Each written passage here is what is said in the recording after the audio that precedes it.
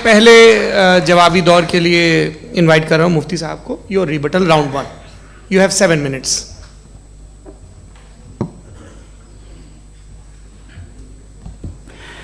Thank you very much Javed साहब, आपकी बात को सुनकर बड़े महजूज हुए हम लोग। महजूज, do you understand? We enjoyed. Okay, अब थोड़ा सा लॉजिकली उसको हम लोग देखते हैं। दरअसल हम लोगों ने कल गुजारिश की थी मुफ्ती साहब से भी, जावेद साहब से भी, कि हिंदुस्तानी ज़बान आम फहम सबको समझ में आ जाए और जहाँ कहीं आप मुश्किल शब्द इस्तेमाल करें वहाँ बताते भी चलें। Thank you.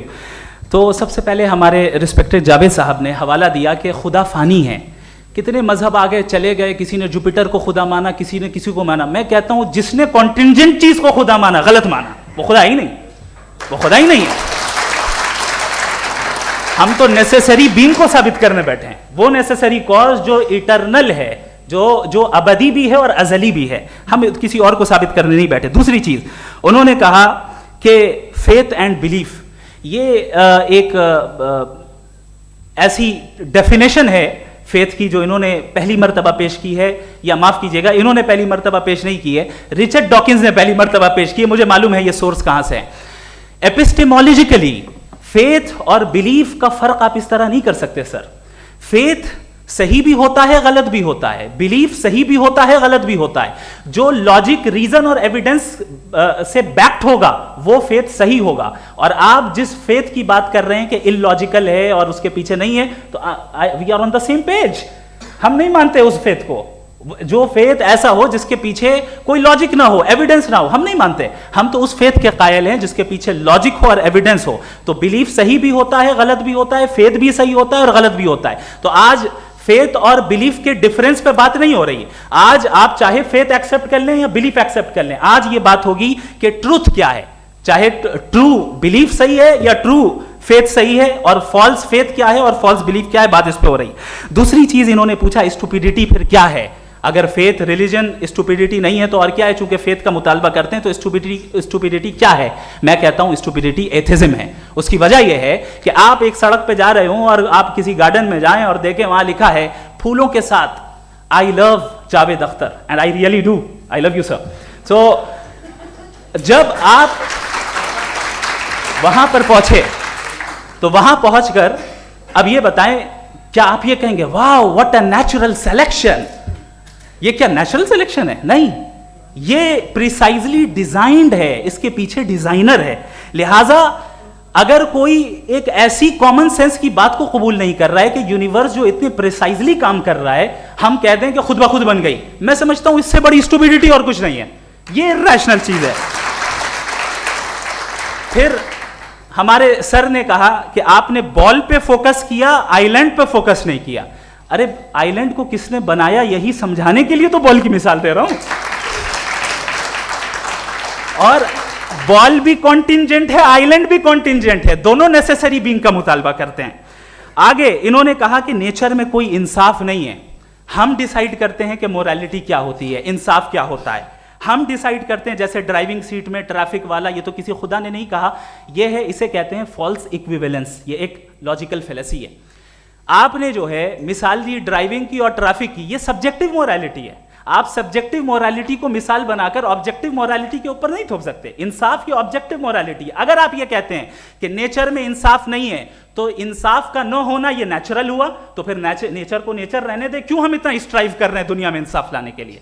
ये तो इलॉजिकल बात है, इर्रेशनल बात है। इसलिए बहुत सी चीजें ऐसी हैं जो ऑब्जेक्टिवली जो है इविल या गुड हैं, और बहुत सी चीजें ऐसी हैं जो सब्जेक्टिवली हैं। सब्जेक्टिवली जो मोरल होता है या इमोरल होता है, उसको हम सोशल कंसेंसस से या पर्सनल प्रेफरेंस से डिसाइड करते हैं। लेकिन जो ऑब्जेक्टिव मोरालिटी है, जिसमें इंसाफ आया, जो इन्होंने बार बार रिपीट किया, ये ऑब्जेक्टिव है, सब्जेक्टिव नहीं है। अगर आप कहते हैं ये सब्जेक्टिव है, तो मेरा सवाल आपसे ये है, क्या सोशल कंसेंसस के जरिए अगर जुल्म को सही करार दे दिया जाएगा तो आप जुल्म को जस्टिफाई करेंगे? दूसरी चीज इन्होंने ये कहा कि 2 पैक शराब पी लें तो वो उतने पे नहीं रहता, बढ़ जाता है। यही मामला मजहब के साथ है। 2 पैक आप पी लें, बढ़ेगा। तो ये एक ऐसी मिसाल है, इसको कहीं भी फिट कर लें कि आप एथिज्म पे जब फिट करें, जब आप 2 पैक एथिज्म का लेंगे ना, तो वो बढ़ बढ़ के नॉर्थ कोरिया बनेगा। Thank you.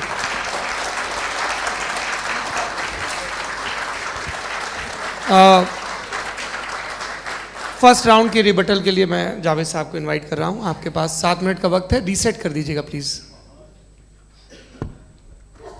मुझे इस बात की खुशी है कि मुफ्ती साहब ने भी मान लिया कि नेचर में कोई इंसाफ नहीं है। तो कोई भी चीज़ जो इंसान ने नहीं बनाई है उसमें इंसाफ नहीं होता है। एक बात मैं आपसे अर्ज़ करूँ, ज़रा पता लगा लीजिएगा, ये जो आप बाग में जाते हैं बेहद खूबसूरत फूल देखते हैं ना, इनमें से कोई नेचुरल नहीं है। ये सारे फूल क्रॉस करके बनाए गए हैं। जो जंगल में फूल होते हैं नहायत मामूली होते हैं, ये फूल इंसानों ने बनाए हैं। जो आप बाग में देख के वाह वाह कहते हैं, ये इंसानों के बनाए हुए हैं। डिफरेंट फूलों को क्रॉस करके, डेवलप करके, फिर क्रॉस करके इस तरह से बनाए गए। नेचुरल फ्लावर नहीं। किसी जंगल वीरान में जाके आप गुलाब के फूल नहीं देखेंगे। ये सब बनाए हुए इंसान ने, बहुत से काम इंसान ने किए हैं। बाकी है कि आपने मेरी एक बात का जवाब नहीं दिया, जिससे मुझे शिकायत है कि फेथ क्या है और आप फेथ मांगते क्यों हैं मुझसे? आप तो लॉजिकल हैं, आपके पास तो सारे रैशनल्स हैं, आपके पास सारे सबूत हैं, तो आपको फेथ की डिमांड क्यों करते हैं कि भाई तुम सरेंडर कर दो और सवाल मत करो? कोई मजहब सारे सवाल करने की इजाज़त नहीं देता है और मना करता है कि ज़्यादा सवाल ना करो, बहक जाओगे तुम। आप क्यों रोकते हैं? हकीकत यह है कि इंसानी तारीख क्या है। इंसानी तारीख ये है कि दुनिया में 2 तरह के लोग हुए हैं। एक वो जिन्होंने अपनी लाइल्मी की परस्तिश की है, दूसरे वो जिन्होंने अपनी इग्नोरेंस या लाइल्मी से झगड़ा किया है और मालूम किया है कि क्या है। ये जो आप कह रहे हैं, आज आप हैरान हैं कि भाई ये यूनिवर्स कैसे बनी। लोग हैरान थे कि सूरज डूबता है तो इधर से कैसे निकलता। और आप एक कदम जाके हमेशा का मानने को तैयार है, एक कदम पीछे ही मान जाइए। भाई आप इसके बाद जाते हो, कहते सवाल ना करना कि ये कहाँ से आया, ये पावर तो हमेशा से हमेशा रहेगी।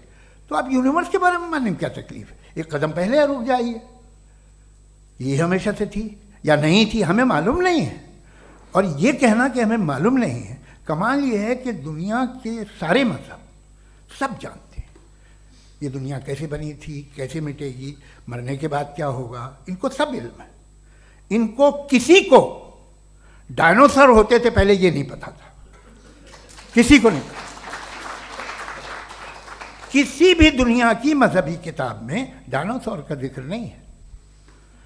लेकिन बाकी सब बातें, how to make universe in 4 easy lessons and बाकी सब पता है। जिसको सब पता है वो गड़बड़ है।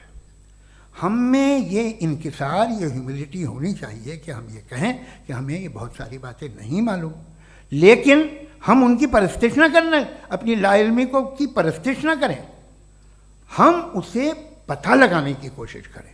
जिस दुनिया में आप बैठे हैं सर, ये हॉल जो है, ये इलेक्ट्रिसिटी जो है, ये माइक जो है, जिस हवाई जहाज से आप आए थे, वो जिस कार से आप यहाँ आए हैं, ये सब उन लोगों की बनाई हुई है जिन्होंने सवाल किए थे।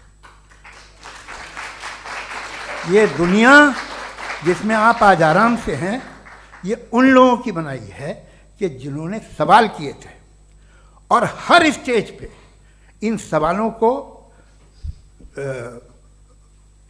मकरूह कहा गया था, गलत कहा गया था। आप ज़रा तारीख पढ़िए, एक बड़ी दिलचस्प किताब है बर्ट्रैंड रसेल की, जिसमें उसने रिलीजन एंड साइंस कि कब से रिलीजन जो है साइंस के अगेंस्ट है। और हद तो ये है कि भाप के इंजन के खिलाफ थे, स्टीम इंजन के भी खिलाफ थे, और फतवे हुए उन पर, वेटिकन ने दिए। तो ये हमेशा, अभी जैसे ही ये राइट विंगर आते हैं अमेरिका में पावर में, तो वो जो अपना ये क्या बोलते हैं उसे, सीड क्या बोलते हैं, सीड क्या जो, हाँ नहीं सीड जो होते हैं जिन पे जी नहीं भाई, वो जो ह्यूमन बॉडी के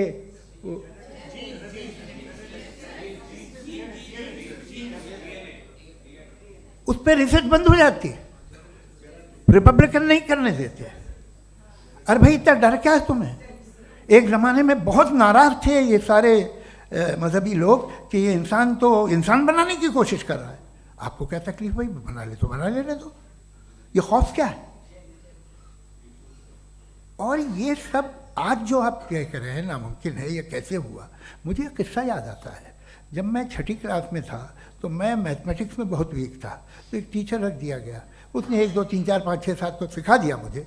वो दिन मैं भूल नहीं सकता हूँ मुफ्ती साहब, जिस दिन उसने ये बताया कि 1/2 क्या होता है और 3/4 क्या होता है, मुझे ऐसा लगा कि मेरा सर बीच से फट जाएगा। यह आदमी कह रहा है कि जो दीवार के अंदर जाओ वॉक करते हुए। आज हंसता हूँ मैं इस बात पे। तो आज जो बातें आपके जहन से बिल्कुल परे हैं और आप हैरान होते उन्हें देख के, एक वक्त आएगा कि मामूली लगेंगे, और हुआ है। आपकी इंसानी तारीख ही है। इतनी जल्दी सारे फैसले आप मत कर लीजिए, थोड़ा ये ह्यूमिलिटी रखिए कि भाई ये हमें नहीं मालूम। ये कहने में क्या है, ये यूनिवर्स कहाँ तक फैली, ये कब से है और कब तक रहेगी, हमें नहीं मालूम। आपने फैसला कर लिया कब बनी, ये आपके हिसाब से कोई 14 बिलियन ईयर बनी जो समझा जाता है। उससे पहले हजारों करोड़ों अरबों साल तक खुदा बैठा क्या कर रहा था, खामोश बैठा था, ऐसे ही जमाइयाँ ले रहा था। फिर उसे आइडिया आया, यार एक काम करते, वक्त अच्छा गुजर जाएगा, यूनिवर्स बनाते। सोचिए, वो तो हमेशा से है ना, मगर यूनिवर्स हमेशा से नहीं है, ये तो बनाई गई है। और उससे पहले क्या था, इनका क्या काम था, कैसी बात है। ये बड़ा आसान है, जो बात हमें आज धीरे धीरे पता चली है। बरसों 2000 और 2500 साल पहले आपको किसी ने बता दिया कि क्या था, आप मान गए, और तब से वही मान रहे हैं जो 2500 साल पहले कहा गया था। सब कुछ बदल गया है, सॉल्व हो रही हैं चीज़ें। अभी साइंस बिल्कुल दावा नहीं करती, या कोई फिलोसफर ये दावा नहीं करता कि हमें सब मालूम, बल्कि वो कहता है कि हमें जितना मालूम होता है उससे ये मालूम होता है कि हमें कितना कम मालूम। तो हम अपनी जहालत से लड़ें, उसकी परस्तिश न करें। जी, टाइम है। मैं तर्कों की श्रृंखला में राउंड 2 के लिए मुफ्ती साहब को आमंत्रित कर रहा हूँ। आपके पास एक बार फिर से 7 मिनट का वक्त है। शुक्रिया। जनाब जावेद अख्तर साहब कई मर्तबा दोहरा रहे हैं कि फेथ का मतलब बताइए, फेथ का मतलब बताइए। मैंने बता दिया, फेथ सही भी होता है, गलत भी होता है। और आज हम फेथ पे बात नहीं कर रहे, हम ट्रुथ और डज गॉड एग्जिस्ट पे बात कर रहे हैं। क्या डज गॉड एग्जिस्ट, ये ट्रुथ यानी गॉड है या नहीं है, इसमें से दोनों ट्रुथ क्या है। अब आप उसे फेथ कह लें, बिलीफ कह लें, नॉट माई बिजनेस। उसके बाद आपने कहा कि भाई सवाल करने से मजहब रोकता है। मैं कहता हूं जो रोकता है वो रोकता होगा, मैं नहीं रोकता, बल्कि सवाल करें, सवाल करना चाहिए। सवाल कर करके तो हम आगे बढ़ते हैं, तरक्की करते हैं, और इसीलिए मैं आज यहां पे आया हूं। लेकिन सवाल सिर्फ खुदा से नहीं होगा, आपसे भी होगा। सवाल एथिज्म से भी होगा, सवाल सिर्फ मजहब से नहीं होगा, सबसे होगा। और आज मैं सवाल करूंगा और उम्मीद है कि आप जवाब देंगे। अभी तक आपने वैसे कॉन्टिंजेंसी आर्गुमेंट का कोई जवाब नहीं दिया। चलें, आपने कहा यूनिवर्स के बारे में इटर्नल क्यों नहीं बोल देते। ये चूंकि लॉजिकली पॉसिबल ही नहीं है कि यूनिवर्स इटर्नल हो। यूनिवर्स एक कॉन्टिंजेंट चीज है जो टाइम एंड स्पेस के पाबंद है, टाइम एंड स्पेस से बाउंड है। जो टाइम एंड स्पेस से बाउंड होगा वो कॉन्टिंजेंट होगा, जो कॉन्टिंजेंट होगा वो उसकी बिगिनिंग हुई होगी, जिसकी बिगिनिंग हुई होगी वो इटर्नल नहीं हो सकता। ये तो कॉमन सी बात है। आपने कहा कि किसी मजहबी किताब में डायनासोर का जिक्र नहीं है। अफसोस कि आज तक किसी मैथमेटिक्स के किताब में मुझे डायनासोर का जिक्र नहीं मिला। तो इसका मतलब मैथमेटिक्स की किताब बेकार है? नहीं, उसका वो टॉपिक नहीं है। रेवलेशन का और मजहबी किताबों का टॉपिक ये नहीं है कि आपको आके बताए साइकिल कैसे बनाते हैं, या आकर ये बताएं कि जो है डायनासोर कब था। वो तो मोरालिटी सिखाने आया है, गॉड के बारे में बताने आया, नॉन फिजिकल रियलिटी की हकीकत को सिखाने के लिए आया। रिलीजियन साइंस को रोकता है? नहीं रोकता। अगर रोकता है तो गलत करता है। रिलीजियन साइंटिज्म को रोकता है, जिसमें हमारे जावेद साहब मुब्तला हैं। साइंस और साइंटिज्म में फर्क है। साइंटिज्म यह है कि आप समझें कि साइंस और साइंटिफिक मेथोडोलॉजी ये नॉलेज को हासिल करने का वाहिद सोर्स ऑफ नॉलेज है। यह है साइंटिज्म। हम इसे रिजेक्ट करते हैं। हम साइंस को तो तरक्की करते हैं, भाई आप हमारी पूरी तारीख कर लें, पढ़ लें तो आपको पता चल जाएगा। बहरहाल ये अलग टॉपिक है। उसके बाद इन्होंने एक लफ्ज़ कहा, वेटिकन ने फतवा दिया। वेटिकन का फतवे से कोई ताल्लुक नहीं है, दोनों कॉन्ट्राडिक्टरी अल्फाज हैं। उसके बाद उन्होंने कहा कि भाई हमें नहीं मालूम।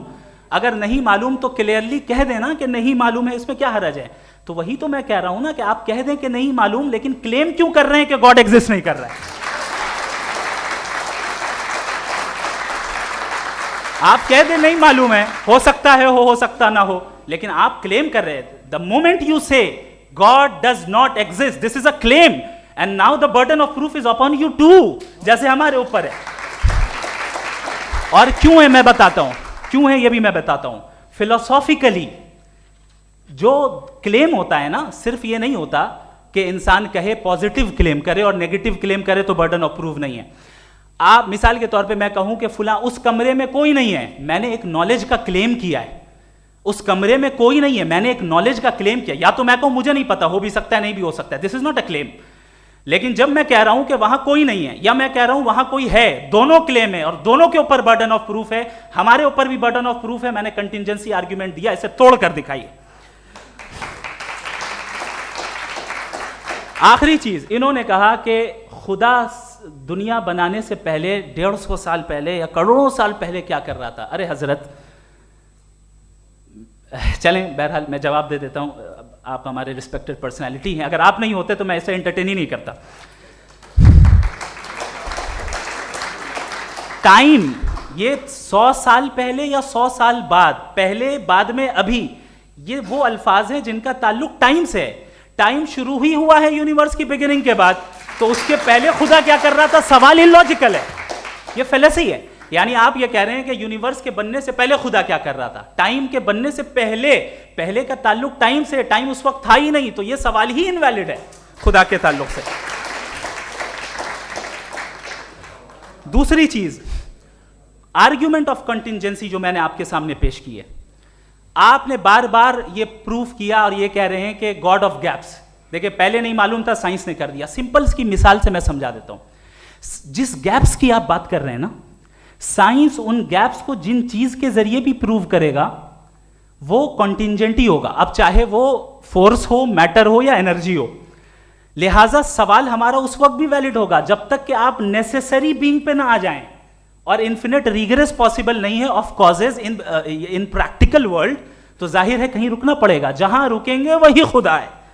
दूसरी चीज, आपने ये कहा, क्या कह रहा था मैं, किस पॉइंट को? What? Oh no, after that, just now. हाँ, जहां रुकेंगे वही खुदा है। बहरहाल, तो टाइम का जिक्र हो गया, गॉड ऑफ गैप, सॉरी, या इसकी एक मिसाल आप ले लें। एक कार है, एक साहब ने देखा कि भाई कार जो है उसके व्हील्स कितने अच्छे लगे हुए हैं, सही जगह पे, स्टीयरिंग जो है कितने अच्छे जगह पे लगी हुई है, और सीट्स कितने वेल डिजाइंड है, कितनी प्रिसाइजली ये कार काम कर रही है, तो जरूर कोई ना कोई इसे क्रिएट किया है, किसी ने क्रिएट किया है। अब जावेद साहब आए और कहे, अरे जनाब बोनेट खोलिए, इसमें इंजन है, इंजन इस कार को चला रहा है, hence prove no one has created the car. This is illogical, this is irrational. आपने इंजन के जरिए उस गैप को तो साबित किया, लेकिन क्या उससे कार की जो क्रिएशन है और उसका जो क्रिएटर है ये इम्पॉसिबल हो जाए? ऐसा पॉसिबल है? उसका सवाल खत्म हो जाए, ऐसा पॉसिबल है? नहीं। आपने गैप्स को फिल करके, कॉन्टिंजेंट चीजों से गैप्स को फिल करके हमारे ऑब्जर्वेशन को और ब्रॉड कर दिया। अब हमें और पता चल गया कि ये जो कार है इसका सिस्टम कितना ज्यादा कॉम्प्लेक्स है। पहले कम समझते थे, अब कॉम्प्लेक्सिटी और ज्यादा वाजे हो गई। अब हमें समझ में आ रहा है कि हमारी सर्टेनिटी और बढ़ गई कि जरूर इस कार को किसी ना किसी ने बनाया। यही मामला यूनिवर्स का है। साइंस हमेशा फिजिकल वर्ल्ड की चीजों को ही फिल करती जाएगी और फिजिकल चीजों से ही करती जाएगी, चूंकि एम्पेरिकल एविडेंस का ताल्लुक फिजिकल वर्ल्ड से है। आप साइंस के जरिए मेटाफिजिकल रियलिटी को कभी साबित नहीं कर सकते। ये रॉन्ग टूल का इस्तेमाल करना है। ये वही काम है कि आप मेटल डिटेक्टर से प्लास्टिक डिटेक्टर करने चलें, जो कि जाहिर है सही नहीं है। Thank you.